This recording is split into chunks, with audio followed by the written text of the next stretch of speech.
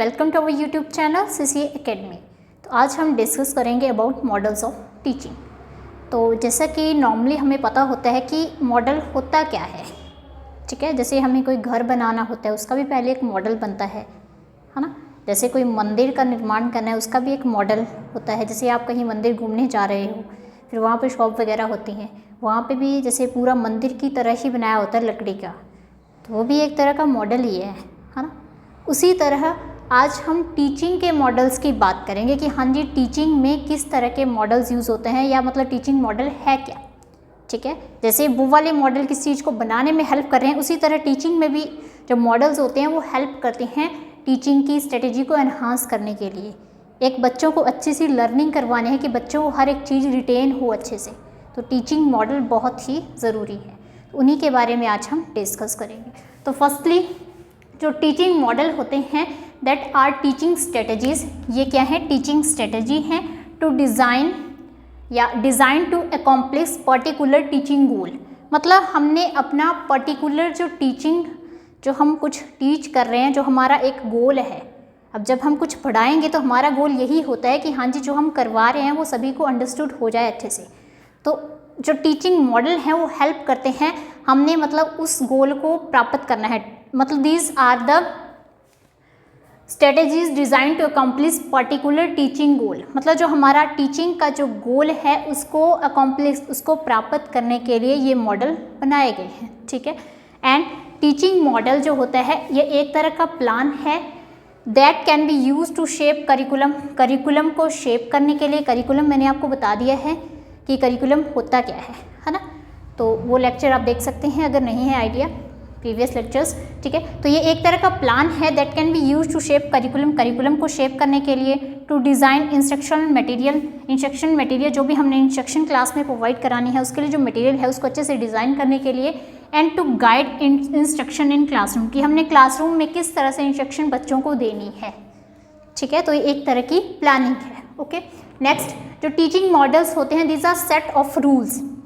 ये रूल्स होते हैं, रेगुलेशन होते हैं that how teaching will take place in education, कि एजुकेशन में टीचिंग किस तरह से होगी, है ना। तो ये टीचिंग मॉडल ही है, एक तरह के रूल हैं, ये रेगुलेशंस हैं, ठीक है, जो हमें बता रहे हैं कि हाँ जी टीचिंग कैसे होगी। क्योंकि जब कोई टीचर क्लासरूम में पढ़ाएगा तो उसका यही मोटिव होता है कि बच्चों को सब कुछ क्लियर हो जाए क्लास में ही, एक मतलब इफ़ेक्टिव तरीके से हाउ, मतलब किस तरह से टीचर जो है वो पढ़ाएगा। तो वो जो है वो टीचिंग मॉडल है, एक तरह के रूल है, एक तरह के रेगुलेशन है, ठीक है। ये आपको पता होना चाहिए कि हाँ जी टीचिंग मॉडल है क्या, ओके। अब कुछ एलिमेंट्स होते हैं मॉडल्स ऑफ टीचिंग के, कि इन एलिमेंट्स को फॉलो करना पड़ता है एक तरह से। तो हमें इन एलिमेंट्स के नाम भी पता होना चाहिए कि हाँ जी कौन कौन से एलिमेंट्स हैं जो टीचिंग मॉडल में यूज़ होते हैं।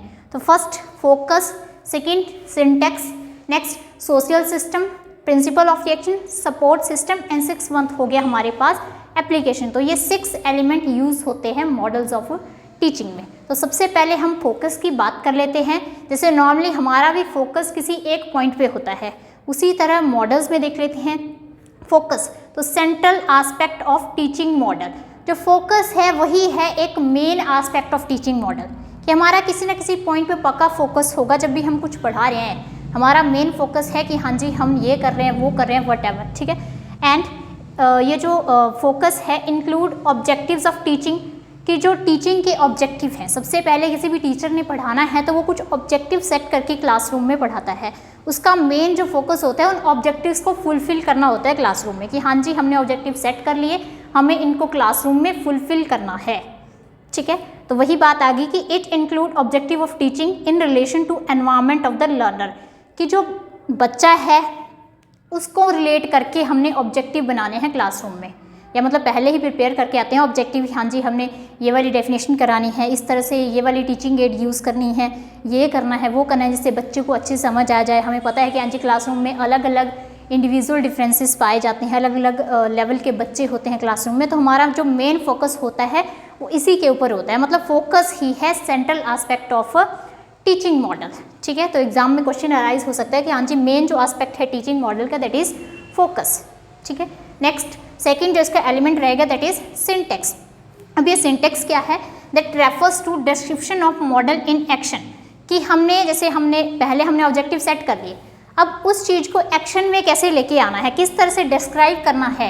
It is present action aspect of the teaching, कि किस तरह से हमने जो ऑब्जेक्टिव प्रिपेयर कर रहे हैं किस तरह से हमने उनको बच्चों के सामने प्रेजेंट करना है, सो दैट एक मीनिंगफुल लर्निंग हो, तभी बच्चों को अच्छे से समझ आ पाएगा। क्योंकि हमारा मतलब प्रेजेंटेशन एस्पेक्ट है सिंटेक्स, किस तरह से हम मतलब सेंटेंसेस में बच्चों को बता रहे हैं, किस तरह से बोल रहे हैं कि बच्चे के माइंड को कैच करेंगे, है ना। ओके, नेक्स्ट है थर्ड जो एलिमेंट है दैट इज सोशल सिस्टम। अब सोशल सिस्टम क्या हुआ, नॉर्मली भी हमें पता है सोशल सिस्टम समाज, है ना। तो it refers to relationship between student and teacher.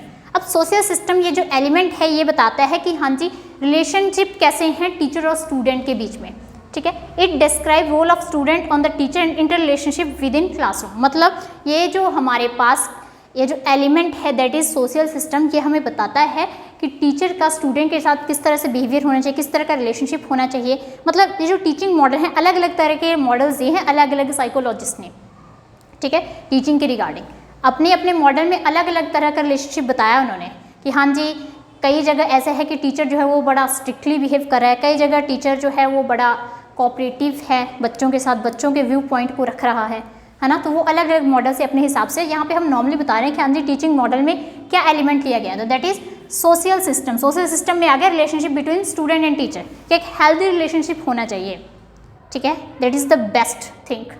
Okay, next principle of reaction. Principal of reaction भी एक एलिमेंट है टीचिंग मॉडल का। इसमें क्या बोला गया है, principle of reaction concerned with the reaction of teacher to responses of student, कि जो बच्चे रिस्पॉन्ड कर रहे हैं उस टाइम टीचर का क्या रिएक्शन है।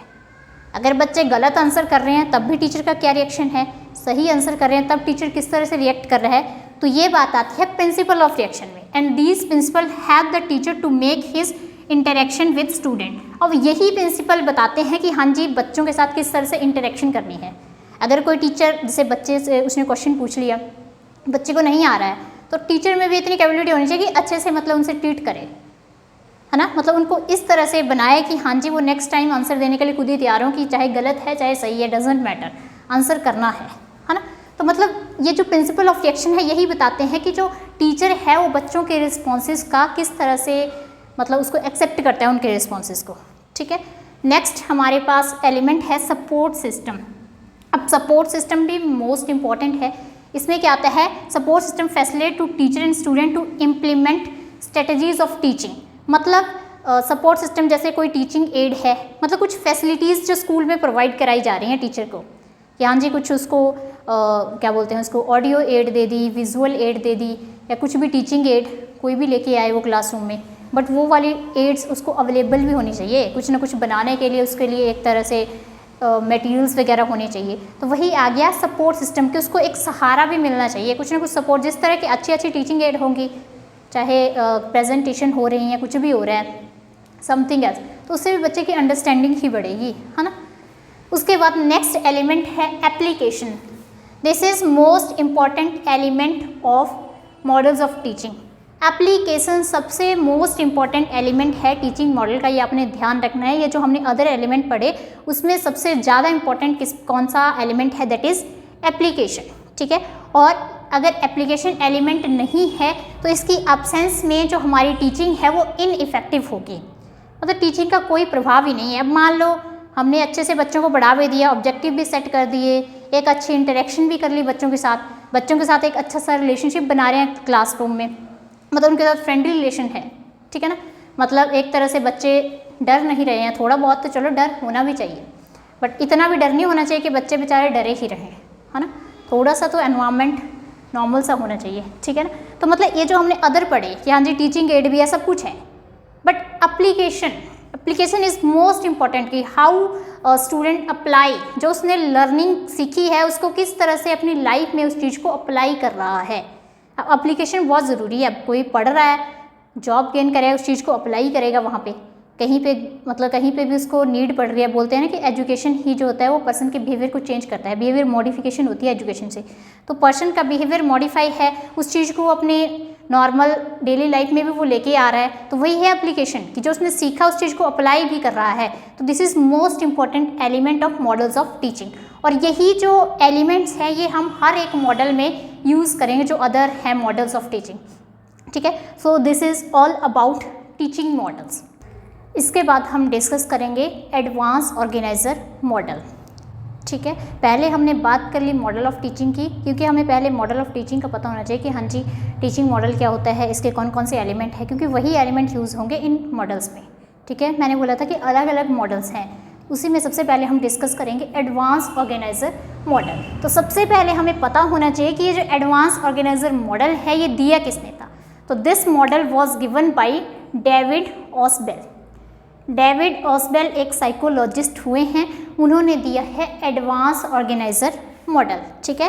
And he was American educational psychologist. ये भी ध्यान रखना है, इम्पॉर्टेंट है कि हाँ जी एडवांस ऑर्गेनाइजर मॉडल किसने दिया है। और ये जो डेविड ऑसबेल हैं जिन्होंने एडवांस ऑर्गेनाइजर मॉडल दिया है, ये कहाँ के बिलोंग करने, मतलब कहाँ से के बिलोंग करते थे, तो ये बिलोंग करते थे अमेरिका से। That's why he is regarded as American educational psychologist, ठीक है। और ये जो डेविड ऑसबेल थे ये पियाजे के काम से मतलब एक तरह से इन्फ्लुएंस हुए थे।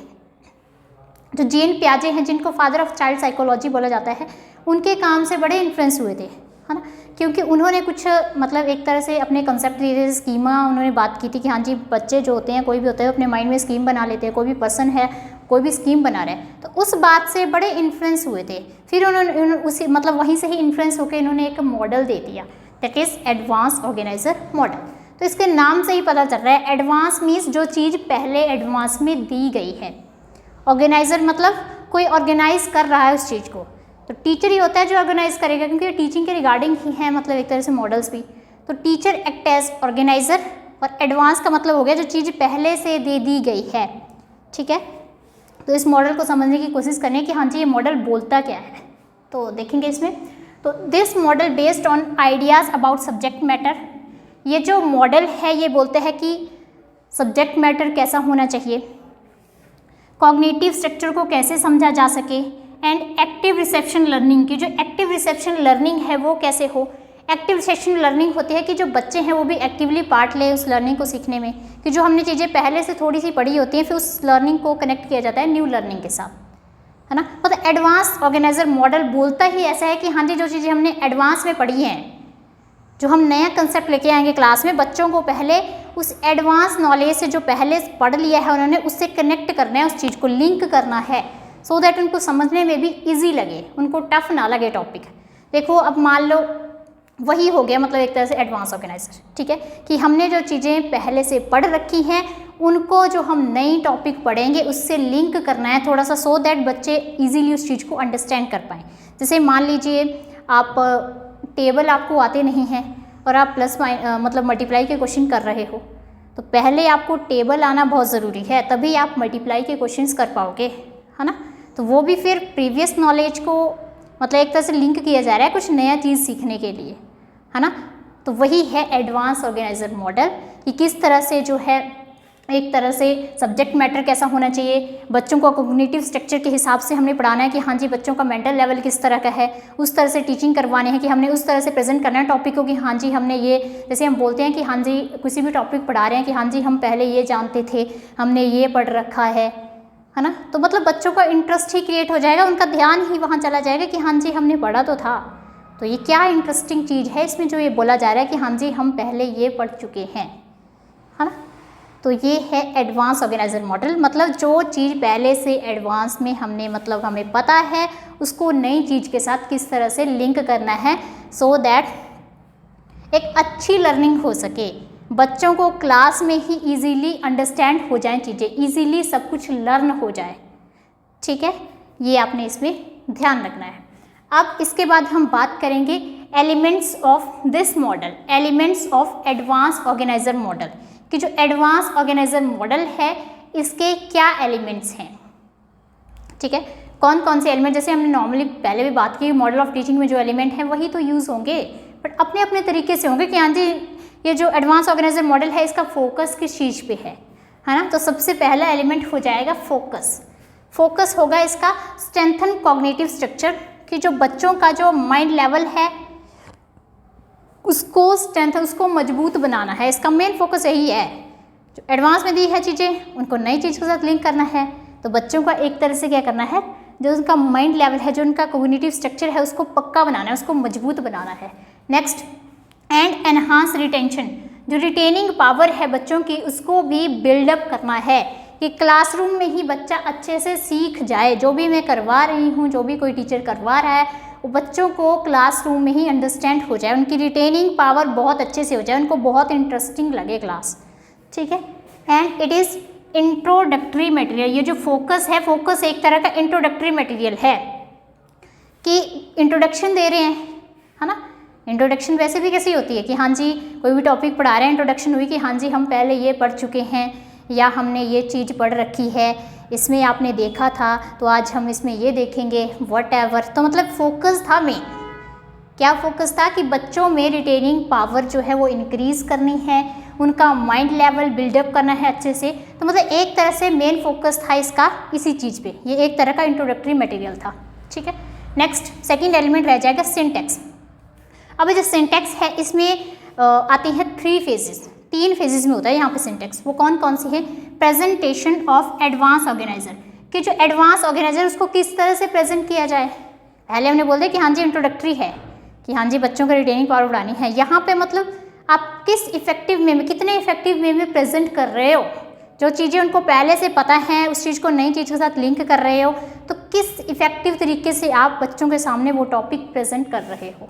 नेक्स्ट, लेक्चर, डिस्कशन, फिल्म और एक्सपेरिमेंट, कि लेक्चर के थ्रू करवा रहे हो, डिस्कशन मेथड के थ्रू करवा रहे हो, फिल्म्स के थ्रू करवा रहे हो, या जैसे मर्जी करवा रहे हो। मतलब वो तो फिर अकॉर्डिंग टू क्लासरूम में होगा। छोटे बच्चे होंगे तो उनको उस तरह से पढ़ाया जाएगा, बड़े होंगे तो उनको उसके माइंड लेवल के अकॉर्डिंग प्रेजेंट किया जाएगा टॉपिक, है ना। अब जो छोटे बच्चे हैं उनको तो फिर दिखाना भी पड़ेगा कुछ, कि हाँ जी आपने मैंगो देखा है, ये देखा है, आपके पास इतने मैंगो हो गए। अब बड़ा होगा तो उसको तो आप डायरेक्ट बता दोगे, है ना, ठीक है। Next, to connect new learning material with existing cognitive structure. अब जो नया लर्निंग मटेरियल है उनको क्या करना है, उसको मतलब एक तरह से कनेक्ट करना है, जो उन्होंने पहले चीज़ें सीख ली हैं उसके साथ इजीली उस चीज़ को वो कनेक्ट कर पाएँ, पर बच्चे के लेवल के हिसाब से होनी चाहिए फिर वो भी, कि हाँ जी बच्चा छोटा है तो हमें पता है कि छोटे बच्चे को किस तरह से समझाया जा सकता है, कोई पर्सन बड़ा है उसको किस तरह से अंडरस्टैंड होगा। तो वही बात आ गई कि हमने न्यू लर्निंग मटेरियल को मतलब कनेक्ट करना है विद एग्जिस्टिंग कॉग्निटिव स्ट्रक्चर, जो उसके माइंड में पहले से इंफॉर्मेशन है उसके साथ किस तरह से कनेक्ट करना है, ठीक है। That is about syntax. उसके बाद नेक्स्ट हम बात करेंगे थर्ड जो इसका एलिमेंट रहेगा, that is principal of reaction, कि जो टीचर का मतलब एक तरह से रिएक्शन क्या होगा, ठीक है। मतलब इसमें आ जाएगा जो टीचर है उसका रिएक्शन कैसा है regarding responsive of the student, कि बच्चे जो आंसर कर रहे हैं उसके रिगार्डिंग टीचर का क्या मतलब एक तरह से रिएक्शन है, फ्रेंडली रिएक्शन है या अनफ्रेंडली रिएक्शन है टीचर का, ठीक है। फ्रेंडली और unfriendly response of the teacher, मतलब रिएक्शन कैसा है बच्चों के रिस्पॉन्सेज के ऊपर, ठीक है। इसमें interaction between teacher and student आ गया, तो वही बात आ गई जो हमने पहले कर चुके हैं। Next, social system. Social system कैसा होना चाहिए, तो इसमें है टीचर इज इनिशिएटर, कि जो टीचर है ये मॉडल ऐसा बोलता है कि टीचर कैसा है, इनिशिएटर है। इनिशिएटर मीन्स कि अगर टीचर ही अच्छे से पढ़ाएगा चीज़ों को तभी तो बच्चे अच्छे से आंसर कर पाएंगे, है ना। इनिशिएट करेगा अच्छे से चीज़ों को, अच्छे से वेल मेंटेन तरीके से बच्चों को पढ़ाएगा तभी तो बच्चे अच्छे से आंसर कर पाएंगे उस चीज़ का, है ना। अगर टीचर ही अच्छे से नहीं पढ़ा पाएगा तो फिर बच्चे कहाँ से आंसर करेंगे अच्छे से, है ना। तो टीचर को एक्ट किया गया है एज अ इनिशिएटर, अगर टीचर अच्छा है पढ़ाने के मामले में तो बच्चे भी अच्छे से लर्निंग कर पाएंगे। Next, differentiating new material from previously learned. Differentiate करना है, जो नया मटेरियल है उसको पुराने मटेरियल के साथ मतलब डिफरेंशिएट करना है। पहले ये कर दिया, इंट्रोडक्शन दे दी कि हाँ जी हम ये पढ़ रहे हैं, अब उनको नई चीज़ें भी तो सिखानी है, तो उसको भी थोड़ा डिफरेंशिएट दिखे, मतलब एक बड़े तरीके के साथ उनको मतलब उस चीज़ में भी लेके आना है जो नई चीज़ भी अच्छे से सीख पाएँ बच्चे, ठीक है। और एक हेल्दी इंटरेक्शन होना चाहिए। सोशल सिस्टम में बात की है कि बच्चे और टीचर का इस मॉडल में बोला गया कि एक हेल्दी इंटरेक्शन होना चाहिए, ठीक है। नेक्स्ट एलिमेंट आ जाएगा सपोर्ट सिस्टम। सपोर्ट सिस्टम में आ जाएगा कि एक अच्छा मटेरियल टीचर्स को प्रोवाइड होना चाहिए स्कूल में, कोई टीचिंग एड जैसे मैंने पहले बता दिया, विजुअल एड अगर ज़रूरत है ना, हियरिंग एड अगर नीड है, ठीक है। तो वेल ऑर्गेनाइज मटेरियल भी होना चाहिए सपोर्ट सिस्टम के तौर पे उनको प्रोवाइड, अगर ज़रूरत है तो वो टीचिंग स्ट्रेटजी बननी भी चाहिए, टीचिंग मटेरियल और फॉर्म होना चाहिए, ठीक है। नेक्स्ट है हमारे पास जो लास्ट मैंने पहले भी बोला था, this is one of the most important element of the teaching models, that is application. Application में होगा step by step learning. Application भी तभी करेंगे बच्चे अगर बच्चों को आपने स्टेप बाय स्टेप लर्निंग करवाई होगी, स्टेप टू स्टेप चले होंगे। ऐसे पहले आज ये टॉपिक करा दिया आधा सा, फिर कुछ और लगे कराने, पहले प्लस के क्वेश्चन करा दिए, फिर आप बड़े बड़े क्वेश्चन पे चले गए, तो ऐसा नहीं है। बच्चों को स्टेप बाय स्टेप लर्निंग करवाओगे अच्छे से, ठीक है। फिर उसकी वजह से क्या होगा, उसकी वजह से उनकी क्रिटिकल थिंकिंग एनहांस होगी, बिल्डअप होगी अच्छे से। नेक्स्ट इनकेस इफेक्टिवनेस भी बढ़ेगी, मतलब एक तरह से जो उन्होंने चीज़ें सीखी हैं वो अच्छे से अपनी ज़िंदगी में उन चीज़ों को अप्लाई करने के लिए कैपेबल बन जाएंगे बच्चे, ठीक है।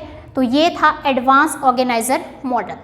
तो एडवांस ऑर्गेनाइजर मॉडल का मेन मोटिव क्या था कि हमने जो पुरानी लर्निंग सीखी है उसको नई के साथ किस तरह से लिंक करना है, सो दैट बच्चे इफ़ेक्टिव तरीके से नई लर्निंग भी सीख सकें, ठीक है। एजुकेशन में इस मॉडल का बहुत बड़ा रोल है। नॉर्मली भी हम क्लासरूम में भी इस मॉडल को अप्लाई करते हैं कि जो बच्चे हैं उनका एक तरह से अटेंशन आ जाए, अटेंशन बिल्डअप करने के लिए बच्चों की बच्चे अच्छे से लर्न कर सके चीज़ों को। तो इसका मतलब मॉडल ये कोई बड़ा टफ चीज़ नहीं है। इसमें समझना ये है कि हाँ जी, हमने पुरानी चीज़ों के साथ नए मटेरियल को किस तरह से लिंक करना है, फिर लिंक कर दिया, फिर किस तरह से बच्चों को जो नया मटेरियल वो सीख रहे हैं वो बच्चों को अच्छे से अंडरस्टूड हो पाए। यही था इस मॉडल को एक तरह से बताने का मोटिव, ठीक है। So this is all about this model. Thanks for watching the video.